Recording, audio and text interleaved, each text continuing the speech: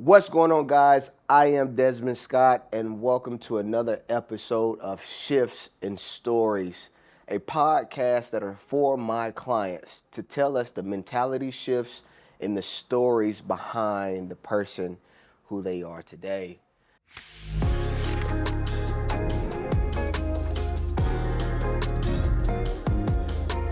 Leah Holden is on the podcast with me today. How are you? I'm good. I'm good. Wonderful. Thank you for being here. Of course. Let's get straight to it. Who are you? I'm Leah Holden, a cardiothoracic operating room nurse here in Durham. I have a small photography business. I love to garden, spend time with my niece and nephew. The person that I'm looking at today is not the person that I met and that I've seen in recent photos and videos. How are those two people different, or are they even different? They're different in some ways, but still the same person. Okay. I've lost about 85 pounds in a year with the combination of different things. And I think my mentality has definitely shifted. But a lot of times I tell people, I give credit to that person 85 pounds ago. Yeah. Because at some point she got up in the morning and was like, I don't want to be in this body anymore. I want to make sure I make it to see my niece and nephew grow up. I want to make sure that I have mobility for the duration of my life and can live independently. And, even though I'm proud of who I am today, I'm proud of her too. Yeah. So let's stay there. The person 85 pounds ago, what was it that made you say something has to change? I think a lot of times we take for granted how our youth. I was in my 20s. I've been over 200 pounds for maybe the last 15 years. But, people say, everybody in my family is big. This is just how we genetically are. I go to the doctor and they're telling me everything looks okay, except for there are these few things that can be changed with diet and exercise, but we think you're doing all right. And then I was working, and people were just coming in much younger. Like they were having cabbages and valve replacements and heart failure and things that at some level were preventable. So then I started deep diving into what is it about these patients that seems to be the same across the board? A lot of them overweight, a lot of them diabetes, a lot of them uncontrolled hypertension. And literally I saw myself on the table every time I saw one of those patients. And I was scared. And I felt like I needed something drastic to happen immediately. I hit my highest weight at 230 pounds right after COVID. And we all know we sat at home and we ate and we didn't exercise and we were by ourselves. And at that point, I was just picking up habits that were just terrible. Yeah. And I felt like I had to do something. Yeah. We're going to go where you're going, but let's just stay here for a little bit longer. There's a lot of people in the world who are where you were 85 pounds ago. And one of the things that you mentioned that I think people get stuck and comfortable in is all of my family looks like this, right? And not only is it all of my family looks like this and this is what we eat and this is what we do, but if I change, they're going to look at me differently. Speak to that person. So I tell a lot of people all the time, being a nurse and being a science nerd, I break down stuff all the time for people. And people are like, well, type 2 diabetes runs in my family. And I'm like, if you really understood the science behind type 2 diabetes, you would know it is not the disease that runs in your family, it's y'all's habits. Everyone eats the same. Everyone is sitting on the couch. Everyone has the same habits that make you all have the same disease. So stop telling me that these things, there are genetic levels to propensities for diseases, but not always the disease. So no one in my family really said anything. I mean, we've all been a little bit overweight, loves to eat, love to hang out. We use food to celebrate everything. Yeah. It wasn't just a sadness thing. Good grades, going out to eat. Somebody graduates, big fish fry. And then we were applauded for cleaning our plates and, oh, Leah's such a good eater. And I just felt like, they were gassing me up in some way. And so when I started losing weight, my family was encouraging. But then when I started to pick up in the fitness and really try to dial down on my nutrition and what that looks like, it was a struggle for them because they want to go out to eat and I'm asking where. Or I'm in a challenge and I'm like, no, I'm eating at home. Or they'll pick up something from the store. Like one time I asked my mom to get me some yogurt and she picked up regular vanilla yogurt. Then I had to explain to her, if you turn and look at the nutritional facts, I need the 100 calorie, zero fat, high protein, no sugar. And then, it just, sometimes it was a little bit difficult for them to kind of grasp that. My dad would be like, I'm just happy to see you eat something that's not on a scale. And, but at the same time, my response was always, when I was fat, y'all didn't say anything. No one said anything. We think those things are inappropriate to say. We don't want to hurt anybody's feelings. But when it comes to people being in the hospital or people being sick, then it's too late. Yeah. So at what point are we going to have the conversation, the difficult conversation with people and be like, hey, I think you could walk. My sister has had 2 babies now and gained some weight. The baby weight's hard to get off. And she's an exercise physiologist, so she knows what to do. And I'm telling her sometimes, like, hey, let's go out and, do a walk. And now she got a training for a 5K. And I feel like the more you keep showing them that this is your lifestyle and this is not just a fad, this is not just something right now, this is something I'm going to do for the rest of my life as much as I can, I think the people around you will try to adapt. Yeah. That's really good. I think a lot of people are stuck in their ways. Yeah. Right? They're stuck in their ways. And, that family piece is very difficult. I tell everybody before we start challenges or whatever that, hey, look, first thing you need to do is check in with the people around you, right? Because they're not going to understand the journey that you're about to go on. Right. And then I follow up with that, talking directly to the client by telling them this is going to be a lonely journey. And so I try my best to be your partner on that journey. So let's talk about that journey. So we've left the girl 85 pounds ago. The journey that we just went on with Prime 45 and the weight loss, how has that been? It's been great. So we go back to May 2023 when I decided I wasn't going to be fat anymore. And being a science person, I went the medical route. Called up my doctor. I'm seeing all these things on social media about these GLP drugs, Ozempic, Mounjaro, all those things. And I was like, hey, is there any way we can try this? And she was like, yeah. So I was like, all right, so I'm trying this. I'm losing weight. I have my Peloton, my COVID Peloton, like everybody at home. And I'm losing weight, but I know I was an athlete when I was middle school, high school. This is not the body that I wanted. I'm just slimming down. There's no muscle tone, nothing. And then so I transitioned here into Prime to group training. And then that kind of has started my fitness journey. And it was almost like something just kicked on. And it was just like, I really enjoy how this feels. And I think a lot of times when people are overweight, you have to figure out exactly what the cause is. And sometimes it's not just them overeating. It's them not feeling good. It's them not feeling confident. It's them finding some type of satisfaction out of food. So it was almost like something had to click in my mind that there are other things in my life that can fill this dopamine hit that I need, and it doesn't always have to be food. So I got here and I started lifting, started building community with other people in the class, and then I did Prime 45.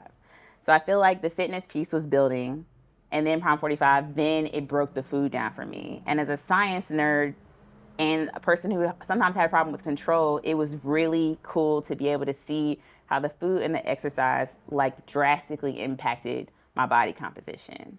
And how, a lot of people will tell you when they're into fitness, like people were telling me forever, I would excessively work out, like stress exercise. And a lot of people would tell me that I've been listening for a long time, a lot of the difference happens in the kitchen. And then when they would say that, I would just be like, well, I eat fine. But once I start reading labels, once I start weighing food, once I started counting my macros, then it was like, I see what they mean. Like I see how this protein affects how heavy I lift, which affects how much muscle I gain, which affects how my body looks. And I would have, when you sit down like 85 pounds ago and you tell yourself, like, I'm going to go on this journey and this is the best case scenario and this is the worst case scenario, I have like superseded the best case scenario. I would have never thought in a year I'd be at this point. Yeah, no, you're rolling right now. You look absolutely amazing. Thank you. 85 pounds ago to now took a year. Took a year. A lot of people want to lose 85 pounds and they're afraid of the extra skin that may be there. They're afraid of the journey in general and how difficult it may be. Let's go back to you calling your doctor. What medicine did you go with, and would you suggest that for other people or not? Okay, so when I called my doctor, that's when Ozempic was hitting the scene. And so I called and I was like, well, let's schedule a video visit. And I have a really great PCP. And I was just like, every time I went, Give the people PCP. I have a really great primary care doctor. Thank you. And every time I went to the doctor, we talked about my weight. Everything, I was pre-diabetic for a long time, which means like my hemoglobin A1C would kind of like toe the line every time. And she was just like, well, you just need to diet and exercise, you know, telling you all the same things every year. And so I was like, well, hey girl, like this drug came out. What are your thoughts? And so she was like, I think you'd be a good candidate. But a lot of people don't understand that the GLP-1 category drugs are not all the same. Give the definitions. This is now your podcast. Okay, so there's Wegovy, there's Ozempic, there's Mounjaro, and there are the compounds and all the rest of the things out there. And I tell people all the time that before you jump on one and jump on the bandwagon because you saw 3 TikToks, do as much digging and research as you can. Mm-hmm. There's so many podcasts, so many TikToks, so many Reddit threads. I asked my primary care doctor. I have an endocrinologist because I was pre-diabetic. I asked her about it. I asked the doctors at work. I asked everyone what their thoughts were. And I'm making sure on the Reddit threads, no one's reporting any weird, crazy side effects. Like I'm reading on the website. I'm going on the FDA. And she was like, well, I think you'll be a really good candidate for this drug, but I think Mounjaro will be a better drug. And I think what people don't realize is Mounjaro is a GIP and a GLP. And getting into that is like a whole rabbit hole. I suggest people take some time, look it up. It's a dual acting Where drug. can they find information? I would just at Google at this point. It is so common, and it is every wave, every so often you'll get a wave of new drugs that are at the forefront of all the research. And right now, GLP-1s, because of they're using them for alcoholism, they're using them for obesity, they're using them for diabetes, they're even talking about using them for MS because of their mechanism of action. And it works on your gut and in your brain. So it necessarily tells your gut, hey, it kind of slows everything down, you know, kind of decreases the amount of food your gut kind of processes at a time, and it allows the insulin to be more readily available, so you don't have these peaks in blood glucose all the time. Mm-hmm. And it comes to your brain and it tells you, hey, we're full, we don't need any more food. I have PCOS as well, which is polycystic ovarian syndrome, and insulin resistance is a huge thing for me. On top of being pre-diabetic. So when people talk about losing weight and what that looks like, everybody's hormones are different, everybody's genetics are different. Whatever you have going on is a personal journey to you. Mm-hmm. And people are always like, well, you took the easy way out. And my thing was, hey, I was out here to save my own life. This was not a vanity thing. This was me needing to get this. I was 5'1", 230 pounds. Like I had to get this weight off. I lived a drastic life as far as being overweight, and I needed drastic solutions. Now, what I do tell people is use it as a tool. The pharmaceutical company wants you to continue to use this medication for the rest of your life because they want you to pay for the medication. But use it as a tool. And what I tell people, they say, well, what does it really do for you? I tell people it kills the food noise. So when you eat food and you get that dopamine response and your body tells you, ooh, I really like this McDonald's and I really like this Chick-fil-A because of the way it makes me feel. Then you start to have cravings. Then you start to create habits. So when I leave the gym, I won't be like, oh my God, I'm going to get a biscuit from Bojangles. So the medication kind of created an even playing field for me to kind of start over. Mm-hmm. I tell people it was like an etch-a-sketch in my brain when it came to food. It reset everything. Yeah. So now that I'm not constantly thinking about food all the time, like I would wake up in the morning and be like, what am I eating for breakfast? In the middle of breakfast, what am I going to have for lunch? In the middle of lunch, am I going to have a snack? I had a really hard day at work today. I'm about to go kill this crab boil with all this butter when I get off. And then I'm going to go to bed. Jesus. Or like I worked nights, I would stress bake. I would get up, pound cakes, whole dinners in the middle of the night just to keep myself busy, thinking I was, just doing something with my time. Wow. And the medicine killed all that for me. The medicine was like, hey, you're going to be hungry when you're hungry, and you're not when you're not. And I think that paired with the exercise and then learning to count my macros, and then really now I titrated up to the highest dose every week. And then right before Prom 45, I told myself, I was like, okay, well, I'm going to take it every 3 weeks. Because the goal was to give myself a year and come off completely. So I'm reading the Reddit threads. I'm seeing that people are coming off this medication and gaining the weight back, sometimes even more weight than they lost before. So I was just like, well, I'm going to back myself down to see how my body is going to adjust. So then I was at the highest dose, 15. Then I went down, still at 15 every 3 weeks to see how my body was going to regulate. And this was not any recommendation of my doctor. This is just me trying to come off these Figure it drugs. out. Yeah, I didn't want to come off cold turkey because you immediately feel the cravings come back. Like Zaxby's French fries and chicken were on my brain the first couple of months of me trying to come down. So then right before Prime 45 was ended, I was just like, I'm ready to come off. So I cut my dose from 15 to 7.5. Now, all this is just me doing what I want to do. Are we talking like milliliters? Milligrams. Milligrams. So Okay. essentially, I cut my dose in half. So how much is that? Is it liquid? Is it pill? Like Well, what? actually, that's a good point. It's an injection. It's supposed to be every week, an Okay. injection. And so, because the half-life or how long the drug works is only a week. Okay. So they want you to take it every So week. you shooting up every week. Right, every week every week for maybe 6-7 months. Wow. Right, but Okay. I mean, I'm getting results, right? Yeah. And so I was just like, well, now I'm gonna do it every 3 weeks at 15. And then when I was dropping weight on Prime 45 and I was taking the medicine, and I was just like, well, this is a good time for me to like knock it down. Yeah. And so then I took it down all the way to 7.5, which is like half the dose. And I was just like, okay, we're gonna see how this works. Now the cravings came back, but at this point, I have this community. We're in this weight loss challenge. People are telling me I look good. Like now I'm motivated, right? And then now I know I've been eating clean. So it's not about like, I'm just going to eat less Bojangles. It's like, I haven't been to Bojangles in months. So I don't even know how my body would react to something like that. So now I'm still on 7.5 every 3 weeks. And to be honest with you, I think it's a placebo effect at this point. Like, I think I'm afraid. And I think that's one of the biggest things about these drugs. People are worried that people are going to get addicted to them. But you're addicted to the results. But the results is just you eating less. Yeah. But now that my mind has changed and I look at food differently and exercise is, super important and a super priority for me now, I think it's time. And I think that is the biggest thing to like present to people with these drugs is like, hey, this does not have to be a forever thing.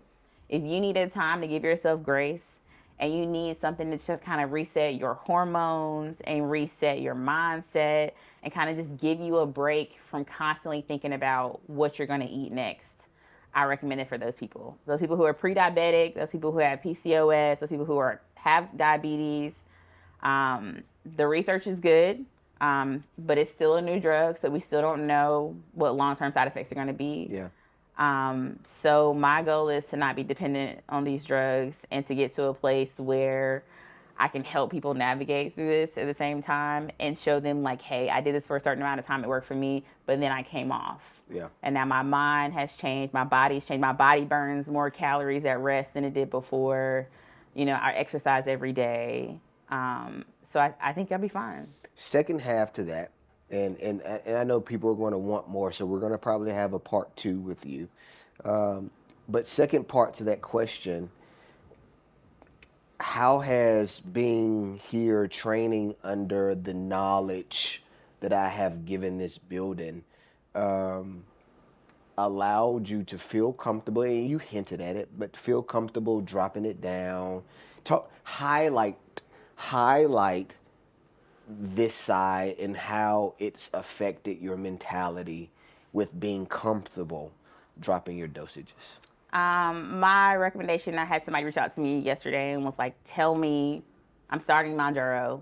Give me things you would have known from the beginning. Like, what would you change?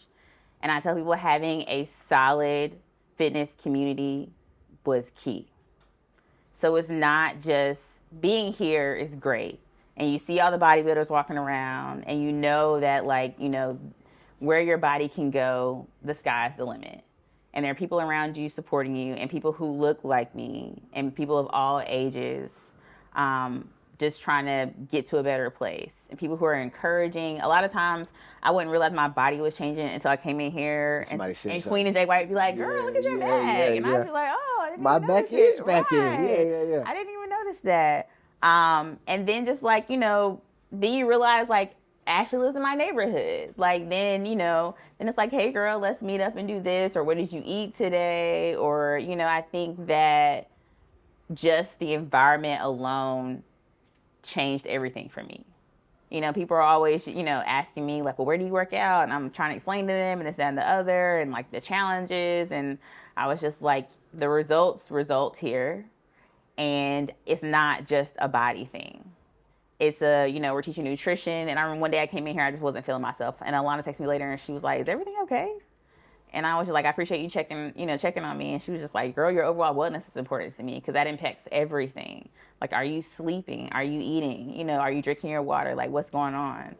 And I think for me, that's something that I think all these things on YouTube and TikTok and all these apps and everything are great. But to be here in the building and to like see the progression and feel that the weight is not as heavy today. I can do more reps today. Yeah. I can go longer today. Yeah.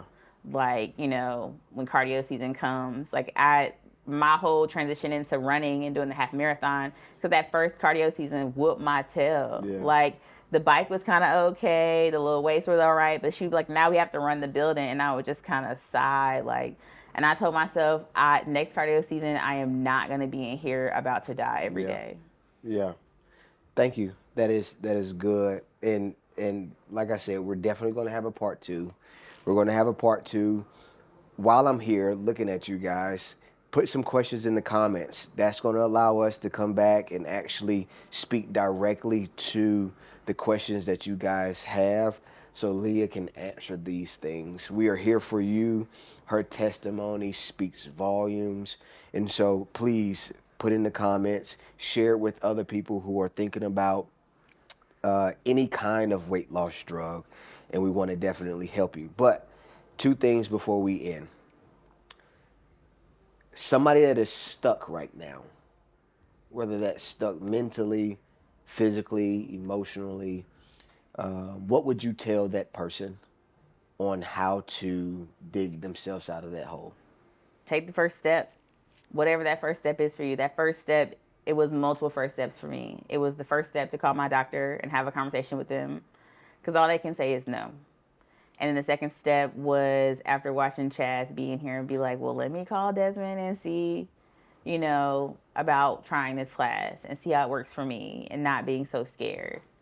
And like I always say, like, save your own life. Like, do what you can. The research that's coming out now about how skeletal muscle is the key to longevity. It's the key to preventing dementia. It's the key to preventing type 2 diabetes, living longer, just overall wellness and mobility. And I think that people need to hear more of that. Yeah.